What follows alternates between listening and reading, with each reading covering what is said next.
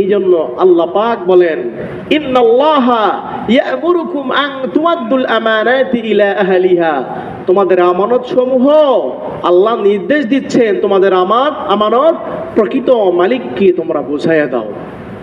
প্রকৃত মালিককে বোঝাইয়া দাও। আমানত দুই প্রকার, এক নাম্বার আল্লাহর আমানত, দুই জনগণের আমানত।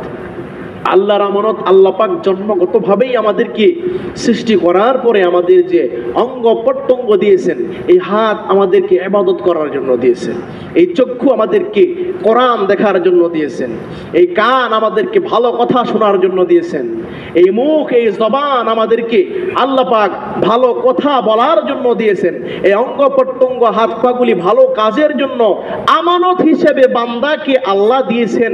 বান্দা, তোমাকে আমি এই 3.5 হাত বডির মালিক তুমি নয়, আমি আল্লাহ তোমাকে সৃষ্টি করলাম, আবারও তোমাকে এই মাটির ভিতরে আসতে হবে, আবারও এই মাটি থেকে আমি আল্লাহ তোমাদের এই শরীর গঠন করব। কাজেই তোমাদের শরীরের মালিক তোমরা নয়, এই শরীরের মালিক আমি আল্লাহ।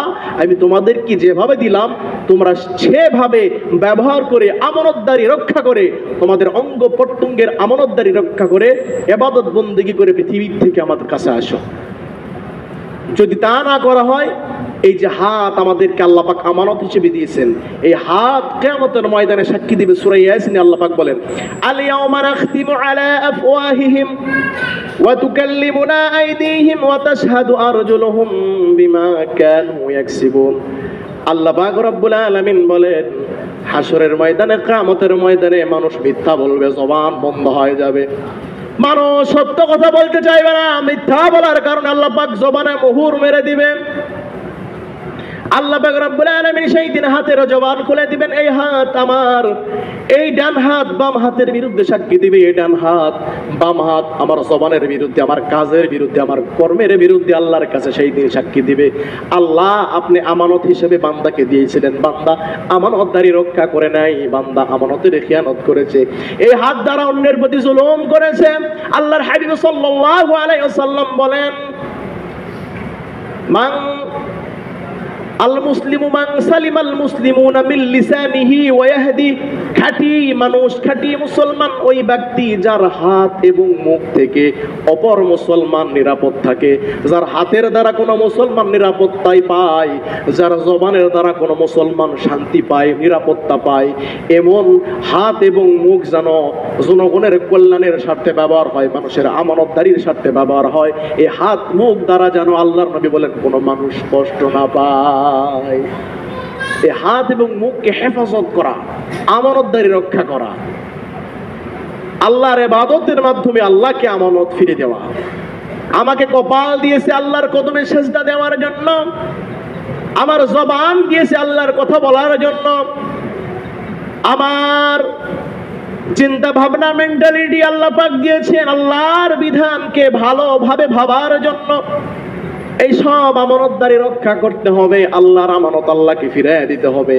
পক্ষান্তরে বান্দার আমানত, বান্দার প্রতি আর্থিক আমানত, বান্দার প্রতি আর্থিক আমানত, বান্দার প্রতি প্রাতিষ্ঠানিক আমানত, বান্দার প্রতি কথার আমানত, বান্দার প্রতি যে আমানতগুলির অন্যতম প্রাতিষ্ঠানিক আমানত। প্রতিষ্ঠানগতভাবে বান্দা যেই প্রতিষ্ঠানের দায়িত্ব প্রাপ্ত হবে, আল্লাহর নবী বলেন ওই প্রতিষ্ঠানের সর্বক্ষেত্রে তাকে আমানতদারি রক্ষা করলে বান্দার আমানতদারি রক্ষা করা হবে। আর্থিক আমানত এমন একটা সংস্থা, এমন একটা জায়গা যেখানে গচ্ছিত সম্পদ রাখলে সেখানে আত্মসাৎ হবে না, এমন একটা জায়গাতে রাখা এবং সেটাকে ফেরত দেওয়া, এটাকে আর্থিক আমানত। কথার আমানত, মানুষ আপনাকে এমন কোনো কথা বলেছে, আপনি কাউকে এমন কোনো কথা বলেছেন যেই কথা যদি সমাজে ওপেন হয়ে যায় আপনার বড় সমস্যা। এমন গোপন কথা আপনি বলেছেন, সে আমানতদারি রক্ষা করতে পারে নাই। আপনাকে এমন একটা কথা বলেছে, আপনি সুখ পাচ্ছেন না, বললেই ভালো লাগে, বললেই ভালো লাগে। এমন একটা কথা একজনের জানেন যে না বলতে আপনি শান্তি পাচ্ছেন না, এই কথাকে আপনাকে গোপন ভাবে রক্ষা করা, এটাও আমানতদারি। আপনি যদি এটাকে ওপেন করে দেন, আমানতের খেয়ানত হয়ে যায়। এই বান্দার আমানতগুলি পাই টু পাই পর্যায়ক্রমে খেয়াল করা, এই আমানতদারি যদি কেউ রক্ষা করে, আল্লাহ পাক রব্বুল আলামিন সূরা সূরা মুমিনের 8 নম্বর আয়াতে আল্লাহ পাক রব্বুল আলামিন বলেন, ওয়াল্লাযীনা হুম লিআমানাতিহিম ওয়া আহদিহিম রাউন, এবং যাহারা নিজের আমানত এবং প্রতিশ্রুতি রক্ষা করবে। আমানত এবং প্রতিশ্রুতি দুইটা জিনিস। আমানত এবং প্রতিশ্রুতি, আপনার কাছে গচ্ছিত সম্পদ এবং প্রতিশ্রুতি। আমরা এখন অনেক সময় দেখা যায় শুধু মাইক পাইলে এই করে দিব, সেই করে দিব, এইটা আমি করে দিব, এইটা আমি করে দিব, আপনাদের কোনো টেনশন নাই, শুধু করেই দিব, করেই দেব, এই দিব সেই দিব, লাখ কোটি ডলার দিতেই থাকবো, কাজের বেলায় কিছু নাই। এই যে প্রতিশ্রুতি রক্ষা করা, আল্লাহ পাক বলেন ওয়াল্লাযীনা হুম লিআমানাতিহিম ওয়া আহদিহিম রাউন, প্রতিশ্রুতি রক্ষা করা, আমানতদারি রক্ষা যে ব্যক্তি করলো। এরপরে আল্লাহ পাক বলেন ওয়াল্লাযীনা হুম আলা সলাতিহিম ইউহাফিজুন, যে ব্যক্তি সালাত যত্নবান হলো, নামাজের প্রতি যত্নশীল হলো, নামাজ যত্ন সহকারে আদায় করলো।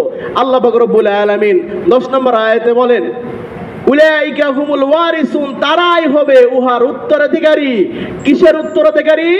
আল্লাহ পাক রব্বুল আলামিন 11 নম্বর আয়াতে বলেন ওয়াল্লাযীনা হুম ইয়ারিসুনাল ফিরদাউসা হুম ফিহা খালিদুন, তারাই হবে জান্নাতুল ফিরদাউসের উত্তরাধিকারী। বলি সুবহানাল্লাহ। তাহলে আল্লাহর আমানত, বান্দার আমানত, এই দুই আমানতের রক্ষার যে ব্যক্তি রক্ষা করবে, আল্লাহ পাক তাদের পক্ষে পুরস্কারের ঘোষণা করলেন জান্নাতুল ফিরদাউস। বলি সুবহানাল্লাহ। কাজেই আমরা সকলে আমানতদার। আমরা সন্তানের আমানতদার, স্ত্রীর আমানতদার, আমরা আমাদের প্রতিবেশীর আমানতদার, আমরা নিজেদের অঙ্গ প্রত্যঙ্গের আমানতদার, আমার জবানের আমানতদার, আমার জবান হেফাজতের আমানতদার, আমার হাতের হেফাজতের আমানতদার, আমার 3.5 হাত বডির হেফাজতের আমানতদার। আমার দ্বারা যেন কেউ কষ্ট না পায়, এইদিকে সর্বোচ্চ খেয়াল করে চলবেন ইনশাআল্লাহ। আল্লাহ পাক বলেন ওই আমানতদারি রক্ষা করনেওয়ালাদের পুরস্কার হিসাবে আমি আল্লাহ পাক জান্নাতুল ফিরদাউসের ঘোষণা করে দিলাম। জোরে বলি সুবহানাল্লাহ।